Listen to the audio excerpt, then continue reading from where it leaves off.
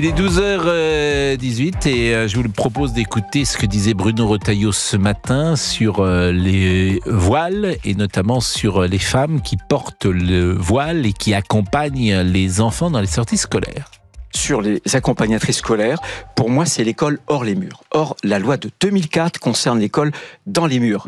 Mais l'extension hors les murs, ce sont justement les sorties scolaires. Moi, je pense qu'il faut lutter pied à pied, notamment sur tout ce qui constitue notre identité culturelle républicaine, la laïcité. Il faut être absolument intransigeant. Et donc pas de mère de famille accompagnatrice voilée? Non, puisque pour moi, encore une fois, c'est l'école hors les murs. Voilà.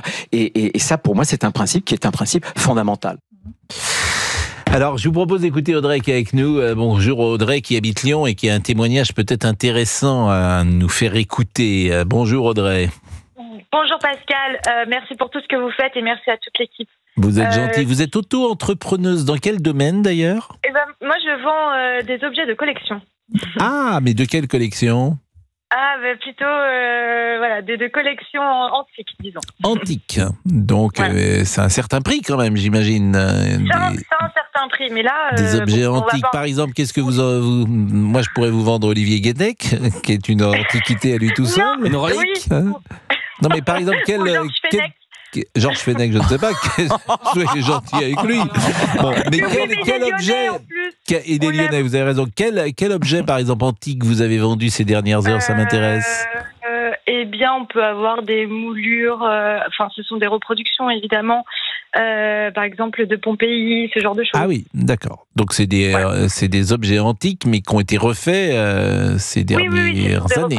Évidemment. Donc, ils ne sont pas du tout antiques, en fait. C'est des modèles antiques qui sont... Oui, mais je voulais faire ça vite pour pouvoir parler de votre sujet. Alors, je vous en prie. Mais j'aime bien, vous savez comment je suis, m'intéresser à ce que font les uns et les autres. Elle est plus professionnelle que vous, c'est fou, quand même. Voilà. Elle n'est pas plus professionnelle, j'aime bien savoir qui parle.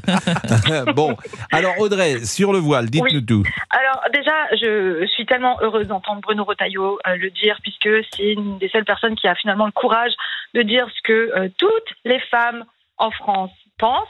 Et je parle pas des collabos, qui cherchent un électorat. Plus il y a de femmes voilées et plus les non voilées sont la cible d'harcèlement de rue. Donc, je vais vous dire, ça n'a rien de raciste dans ce qu'on dit, parce que ça va aussi pour les femmes musulmanes. Et donc, moi, j'habite, comme vous le savez, un quartier de Lyon, qui est à 2 stations du Vieux-Lyon. Donc, quand même, c'était bien famé. Et puis, c'est de pire en pire. Et on voit de plus en plus de femmes, mais qu'elles soient d'origine arabe ou pas, qui mettent le voile juste par sécurité. Et moi, par exemple, le soir, je ne sors plus parce qu'on se fait tout le temps harceler finalement dans la rue. Ça laisse la possibilité de nous harceler puisque c'est comme un repère. Là, quand les femmes posaient la question au journaliste, oui, mais même les mères qui font les sorties extrascolaires, mais oui, mais ça crée un apartheid. Il y a les femmes pures et il y a les femmes impures, voire violables. Mais qui vous dit ça ? Enfin, je trouve ça tellement sidérant. Mais vous le vivez. Moi, je vais vous dire. Donc, moi, j'ai grandi à Paris et j'ai eu 2 agressions sexuelles dans le métro. Et à chaque fois, c'était des personnes issues de l'immigration. Donc, en plus, vous avez juste à regarder les statistiques. Donc, c'est quelque chose que je vis au quotidien. Il n'y a pas de statistiques ethniques, si vous me permettez. Il n'y a pas de statistiques ethniques. D'accord. Et dans les transports, non, mais dans les transports en commun, c'est 63% des personnes. Non, mais je n'entre pas là-dedans. Oui, mais je n'entre pas là-dedans parce que. Mais oui. Bon, en tout cas, ce que je veux vous dire, c'est que c'est souvent en arabe que je me fais insulter. Et je dirais pas les termes parce que j'ai pas envie de grossière, mais ce sont des insultes, tout ça, alors que je peux être avec ma fille, sortir avec ma fille. Mais vous êtes dans un quartier où vous êtes au contact. Bobo, oui, comment dire. Donc, c'est de pire en pire. En fait, on laisse faire. C'est écolo. Dans ma rue, d'ailleurs, il y a un député écolo qui est là, donc il y a, je sais pas pourquoi, mais il y a le trafic de drogue qui ne s'arrête pas. Enfin bref, on va pas en parler, mais peu importe. Ce que je voulais dire, c'est que c'est tout ensemble qu'on arrivera à ne plus être soumise à la violence islamiste. En fait, dès qu'il y a une femme qui porte le voile, c'est toutes les autres qui ont quelque part une fatwa. Et je sais que le terme est fort, mais il faut voir comment on nous viole du regard. Et je suis désolée, le terme est fort, mais c'est réel. Je vous assure que vous avez des filles, vous devez savoir ce que c'est quand on est une femme, et j'ai 30 ans, j'ai grandi en banlieue parisienne, quand on est une femme et quand c'est la rue, dans le soir, on est dans la rue, on a toujours peur. Maintenant, on a envie d'avoir. Moi, j'ai un truc qui fait du son. Si jamais on m'agresse, on a toujours une charge mentale de se dire là, je passe par ce quartier. Et puis, quand on n'est pas privilégié, on peut pas prendre de Uber, donc on va prendre les transports en commun, mais on les prend pas à certaines heures. Ça devient de plus en plus dérangeant.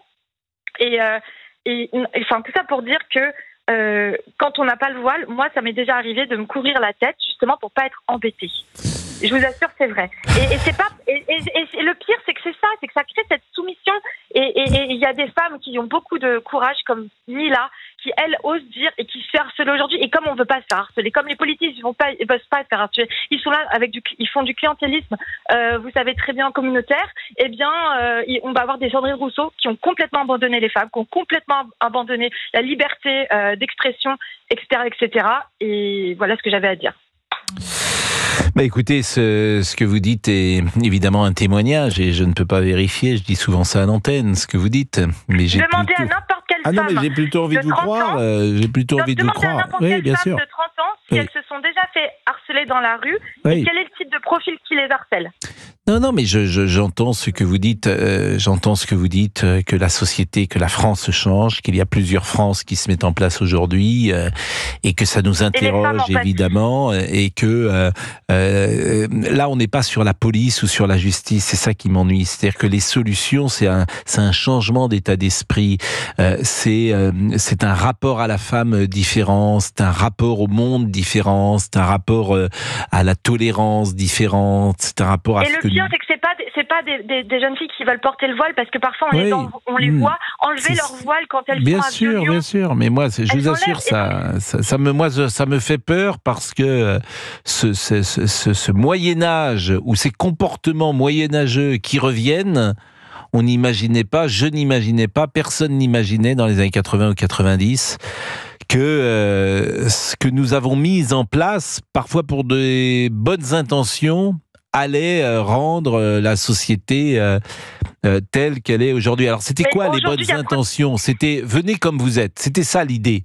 C'était la tolérance ouverte à tous, venez comme vous êtes. Et en fait, ce venez comme vous êtes, c'est transformé, ou c'est retourné contre le mode de vie français. Et c'est ça que personne n'avait imaginé. Parce qu'au nom de la tolérance, et dans l'affaire du voile en 89 à Creil, au nom de la tolérance, on dit, écoutez, vous avez le droit de porter le voile. Voilà, parce que nos valeurs étaient celles-ci. Mais on n'a pas pris la mesure, sans doute, de certaines choses. Et ce qui est frappant, et on le dit tous d'ailleurs, c'est que là où les immigrations polonaises, italiennes, portugaises, espagnoles effaçaient leurs différences à la deuxième, à la troisième génération, eh bien l'immigration venue de l'Afrique du Nord garde son identité au risque de fracturer le pays. Et c'est ça qui nous inquiète. Comment vivre ensemble est un thème récurrent des années 2000. Et vous l'exprimez par votre témoignage, Audrey. Je crois que aucune civilisation dans le monde ne traite les femmes comme elles sont traitées en ce moment en Afghanistan. Enfin, quel est le signal donné? Que fait l'ONU? Je veux dire, s'il n'y a pas de mesures fortes... En plus, c'est toujours les femmes qui en pâtissent. Et ce que je voulais dire, c'est que, en fait, quand bien même c'est qu'un voile, il y a un voile, ça met en péril à toute notre liberté d'être, de se revoir, etc. Donc, merci Audrey. Merci à 12h27 de votre témoignage.